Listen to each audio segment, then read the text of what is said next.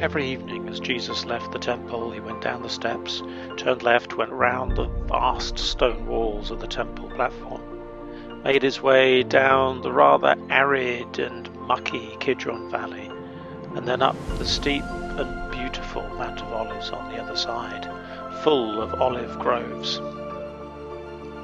As he reached the top, he would have had a fantastic view of Jerusalem by sunset, but he didn't stop there. Over the other side of the hill, out of view of Jerusalem, it was another world, a rural haven, and it was there that Jesus went every evening that week. He stayed in the village of Bethany, and in the village of Bethany he stayed in the home of his good friends Lazarus and Martha and Mary. He'd stayed with them many times, maybe over many years. They're the only people recorded in the Gospels as being his friends. And that's where we join him for one particular memorable and moving story. As Jesus, away from the hustle, the bustle, the argument and the stress of Jerusalem and the temple, settles down at the home of his friends. 6 days before the Passover, Jesus came to Bethany, the home of Lazarus, whom he had raised from the dead. There they gave a dinner for him. Martha served, and Lazarus was one of those at the table with him. Mary took a pound of costly perfume made of pure nard, anointed Jesus' feet, and wiped them with her hair.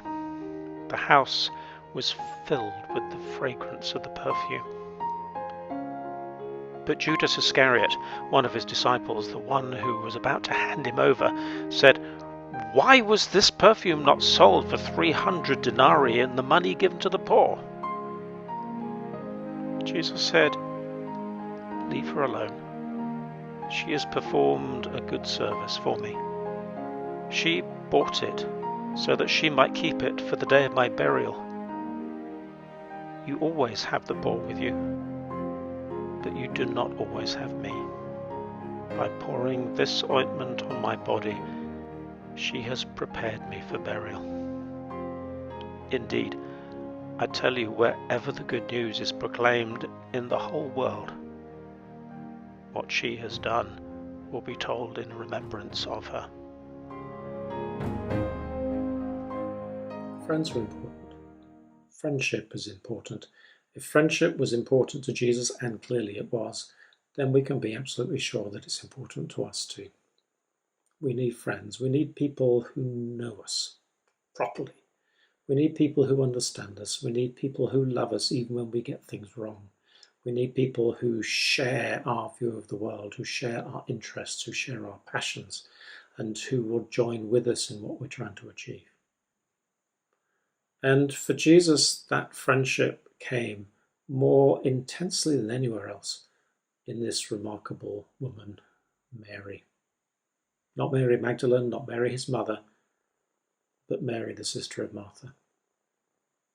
Mary, it appears, was the only one of all Jesus' disciples who really grasped what it was that Jesus was trying to achieve that week. She wasn't trying to persuade him to become king. Instead, wordlessly and tenderly and lovingly, she prepared him for his death. At this strange time, being shut in our houses, we need our friends, and we need to find new ways of expressing that friendship and sharing that friendship, because it will help us stay sane. It will help us to stay on target. And for Jesus, in this final week of his life, though he needed friendship, though friendship was a core part and is part of the story to be told forever, Jesus' friendship was not the defining moment of God's plan. The defining moment is still to come.